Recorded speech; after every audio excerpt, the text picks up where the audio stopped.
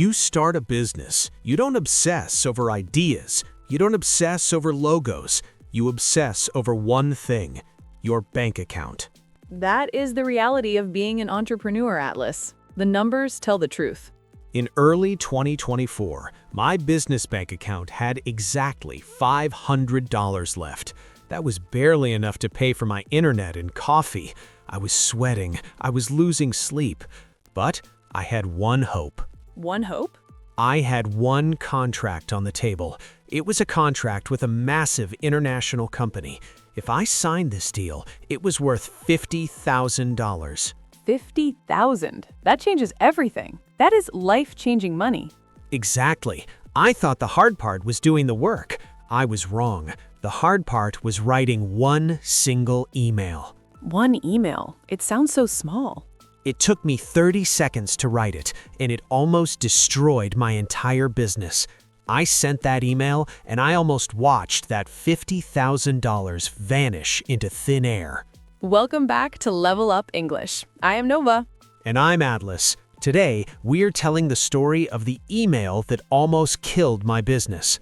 This is our deepest dive yet. We are going to enter the grammar lab, the pronunciation lab, and the psychology lab. We have role plays, drills, and idiom breakdowns. By the end of this comprehensive session, you will have a master's degree in email etiquette. Before we begin, I have a question. Have you ever sent an email and immediately wished you could unsend it? Tell us in the comments, yes or no. Before we get to the disaster, we need to understand why it happened. We need to look at Atlas's history. Atlas, why were you so bad at emails back then? Well, I had bad habits. I used to think that being fast was the same as being efficient. I used to translate directly from my native language. I would send emails without checking the tone. Listeners, pause there. Did you hear the grammar Atlas used? He used used to and would. This is the grammar of past habits. We used used to for states or habits in the past that are not true now. I used to be rude, meaning now I am polite. I used to ignore grammar, meaning now I pay attention. I want you to practice this structure. Think about your English journey. I will say a sentence, and I want you to repeat it out loud. Focus on the pronunciation of used to. It sounds like used to. Repeat after me. I used to translate word for word. I used to be afraid of speaking. Did Atlas say I used to be rude? No, he said I used to be a bad writer, and that bad habit led him to the biggest crisis of his life. It was Friday at 2:30 p.m. The deadline for my proposal was 5 p.m. I realized I was missing their vector logo. I couldn't finish the work without it. You were writing to a client in London, right? This is a critical detail. Cultural fact. British English culture is a high-context culture. They value politeness, indirectness, and formality. If you are rude to a British person, they won't scream at you. They will just silently stop working with you. I was panicked. My brain entered survival mode. Survival mode. This is why we make mistakes. When you are stressed, your brain shuts down the language center. You lose your advanced vocabulary. You revert to basic caveman English. Give me rock. Give me food. Send me file. That is exactly what I did. I reverted to caveman English. I typed the email in 30 seconds. I hit send. Atlas, I want you to read the email you sent. Listeners, pay close attention. Be the detective. Look for the tone errors. Mr. Sterling, send me the vector logo immediately. I want to finish the proposal. I need it by 3 p.m. Atlas. Oh, Atlas, that hurts my ears. It sounds painful. What? The grammar is correct. Send me is a correct verb structure. I want is a correct sentence. The grammar is fine. The tone is fatal. Let's break it down line by line. Line 1. Send me the vector logo immediately. You used an imperative. Imperative, the base form of the verb used for commands. Sit, stand, stop. The problem is you're speaking to a client, not a subordinate. Using an imperative with immediately makes you sound like a dictator. Line 2, I want to finish the proposal. You used I want. The problem is I want focuses entirely on your desires. It sounds selfish. It sounds childish. In business, we focus on the other person's needs or the shared goal. Line 3, I need it by 3 p.m. You gave a deadline. The problem is you are the service provider. You work for them. Giving the boss a deadline is a power move, and it usually backfires. I see it now. I sounded like I was the King of England demanding my taxes, but I was just a broke designer with $500 in the bank. It wasn't just the words, Atlas. If you read that email out loud, the intonation creates a voice in the reader's head. What do you mean? When you use an imperative like send me, your voice naturally goes down at the end. It sounds like a command. Send me the logo. Falling intonation. It sounds heavy. It sounds final. Let's practice the polite intonation. When we make a polite request, our voice goes up at the end. It sounds open, friendly, and inviting. Could you send me the logo? Rising intonation. Listeners, try it with me. I want you to feel the difference in your throat. Drill 1, the command. Send me the file. Go down on file. Drill 2, the request. Could you send me the file? Go up on file. If you write send me, the reader hears the falling intonation in their head. They hear you shouting. We need to fix this. We need to give our listeners the Politeness Toolkit. We have 3 major tools to fix any rude email. I am ready. How do we turn a command into a request? Tool 1, modal verbs, the softeners. Never start with a main verb. Use could or would. These are modal verbs of politeness. Wait, Nova, I noticed something. When native speakers say, could you, they don't say, could you. They say, could you. Exactly. This is called assimilation.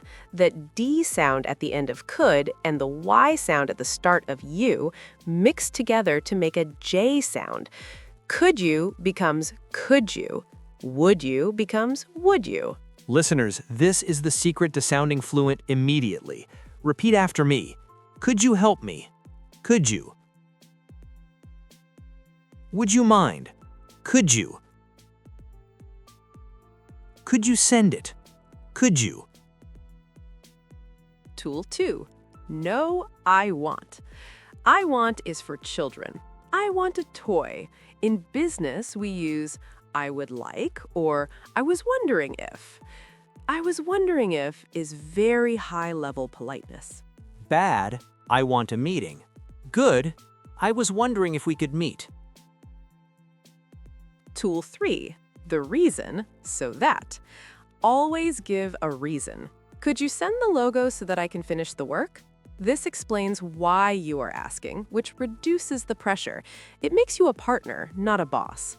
I didn't use the toolkit. I sent the rude email. And then silence.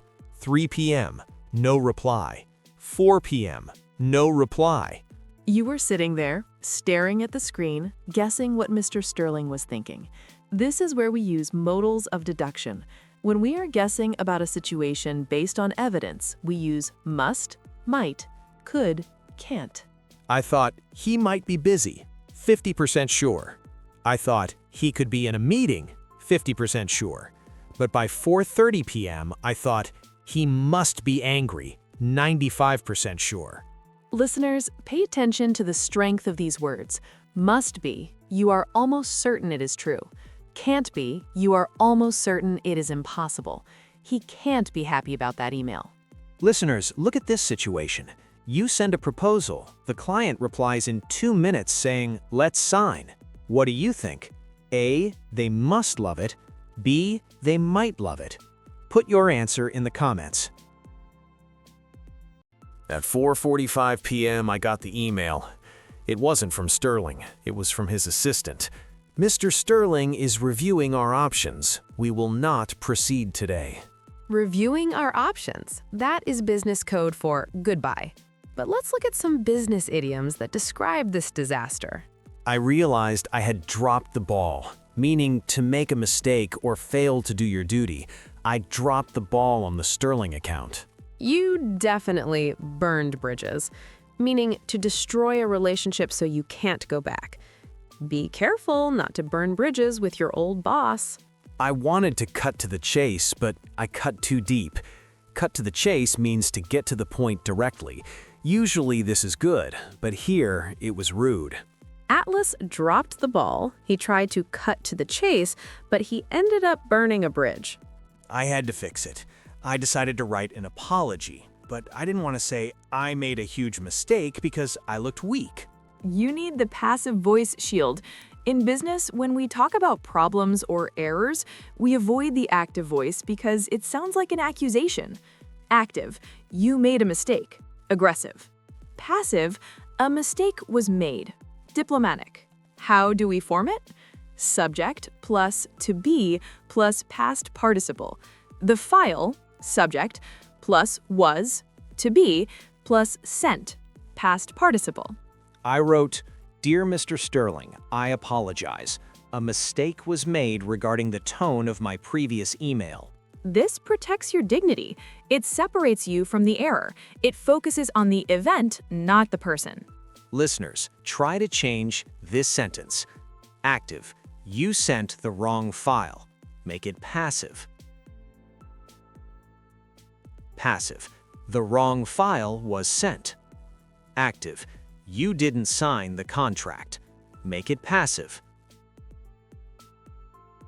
Passive, the contract wasn't signed.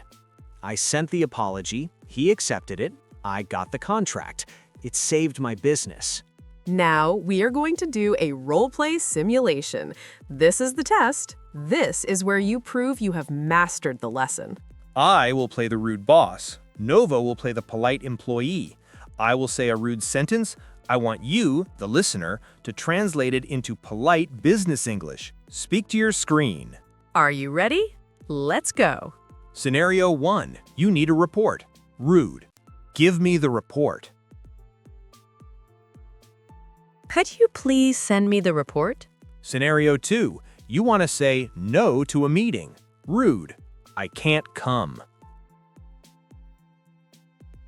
I'm afraid I won't be able to make it. Or, unfortunately, I have a conflict. Scenario 3. You are waiting for a reply. Rude. Answer me. I look forward to hearing from you. Scenario 4. You want to ask for a discount. Rude. Lower the price. I was wondering if there is any flexibility on the price. Scenario 5. You disagree with an idea. Rude. That's a bad idea. I see your point, but I have a different perspective, or I'm not sure that's the best approach. If you got those right, you are ready for international business. One final tip for our listeners. It is called the sandwich method. Now you're making me hungry. It is a structure for your emails. Top bread, a positive opening. I hope you are having a good day.